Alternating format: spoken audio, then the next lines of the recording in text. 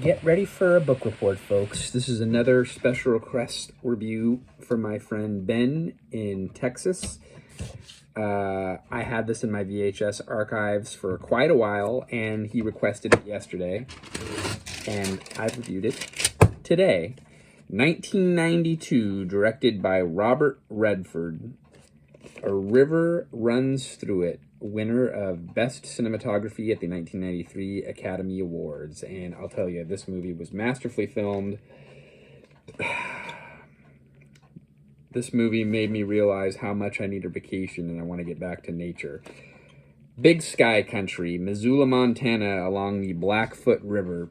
This is a story, a real-life story, based off of the 1976 autobiographical novella by Norman Maclean. Norman Maclean, he is an interesting character. I did a lot of research, and there's very little written about the film, but there's a ton of information about Norman Maclean, the older brother. So this movie is about two brothers, Norman and Paul, and their parents. The father's name was John, and he was a Presbyterian minister. And this is set at the turn of the century. Norman was born in 1902 and died in August of 1990. Their father, John, was born in Nova Scotia. They're of Scottish origin. The father was born in 1862. Their ancestors immigrated from the Isle of Mull in Scotland, and his father's native language was originally Gaelic. Anyway, a very educated family. Something that kind of differentiates the movie from the real-life story.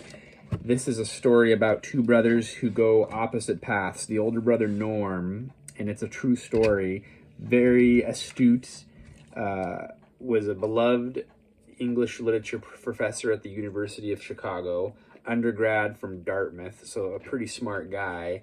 And they said he was a C.S. Lewis type figure, bringing to light medieval literature and all these really boring subjects, but he just had this way and had a magnetism that he was beloved. And then he wrote a lot as well. He was, the Norman character was really influenced by Ernest Hemingway and Robert Frost, and they say that his writing style is Hemingway-esque. Anyway, back to the movie. This movie has a 123-minute runtime. I'm all over the place because of the Norman character was so fascinating. I mostly ended up writing about him and his brother. If you like fly fishing, if you want to go to Glacier National Park, Missoula, Montana, go. Do not hesitate because of the beauty of this movie. It stirred up a lot in me. I live about an hour and a half from the Sierras, an hour and a half from Yosemite, and it just makes me want to get in my car and skip work tomorrow. These guys, their father homeschooled them up until about 1913. Norman was quoted as saying that one of the most important things about their father was that he read to them aloud, and it kind of helped spur them on in their education and pursuit. So Norman was an English literature professor. His brother Paul, also a differentiation from the movie. In the movie, they make the character, the brother Paul, be a local state university guy, and he never really left Montana, which isn't true. The brother Paul, who's played by Brad Pitt, also went to Dartmouth and was an investigative journalist in Helena. And they kind of jump timelines around in the movie because obviously they only have so much time, so we're going to get some spoilers here. Paul was not a straight-laced guy like his brother. He struggled with alcoholism and gambling, and he was a notorious brawler and womanizer. And he died. He was murdered. On May the 2nd, 1938, he was beaten so severely that every bone in his right hand was completely crushed, and he died at the hospital later that day. His death was never officially solved. The police notated the cause as a mugging gone wrong. However, it is theorized that his numerous unpaid gambling debt led to organized crime to take him out. And no resolution to that case was ever made. So, in that vein of things, you know, they were raised in this very Christian household. The one brother went one way and the other brother went the other way. There were some powerful lines in this movie. And there's one line that really stuck out to me that I typed up when I heard it. It says, "Why is it the people who need the most help won't take it?" And they had tried many times to intervene and get Paul on the straight and narrow, and in the end, it didn't happen. And the other one that they kind of changed from the real quote, but the movie quote is, "We love them completely without complete understanding of who they are." And that guy Paul had a lot of demons, and he kind of was a live by the sword, died by the sword. But I just love this film because if you see the relationship of two brothers, and even though they were different and they had differing paths, and it was hard, and then the relation of the parents and the father's influence on these two brothers' lives.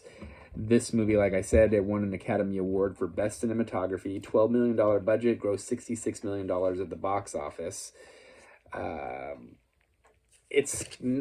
feel like this movie is underrated because of, again, we go to the Wikipedia page where I get most of my notes. The movies that are prolific have page after page after page of information. This one has a few blurbs, but not too much. What do I want to say? Let's get into our review here. Rotten Tomatoes, 80%, IMDb, 7.2 out of 10, and Google users are 84%. And I am kind of there in the midst of them. I am a 4 out of 5. It dragged on a little bit for me, but it was very period correct for the 20s. Authentic, great acting. Loved Brad Pitt, as he reminds me of, like, I feel like Leonardo DiCaprio in his younger years. Kind of, it was the Brad Pitt of the early 90s. It's just an all-around good movie. Beautiful scenery, great story of two brothers, a hard story, because of how you see the outcome, because I've ruined it. But it's enjoyable. Interesting fact, Norman character in real life is a fun factoid. He went to Dartmouth with Dr. Seuss, and he remarked that he was one of the craziest guys he ever met. The Norman's character, the love of his life, the Jessie girl that he married, chain smoker, died of lung cancer in 1968, and Norm would go on to live another 25 plus years without her.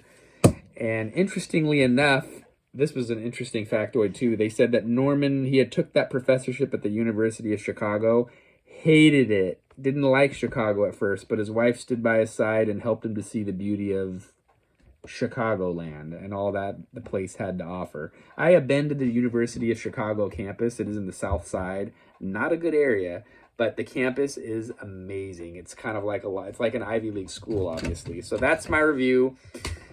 Until next time, River runs through it. Thank you, Ben, for the recommendation. It truly is a classic. I don't know why this movie doesn't get a lot more notoriety, because it certainly deserves it. And I'd be interested to read the 1976 book as well as some of his other books that he wrote. If only I made the time. Instead, I'm watching the movies because it's easier. See you next time.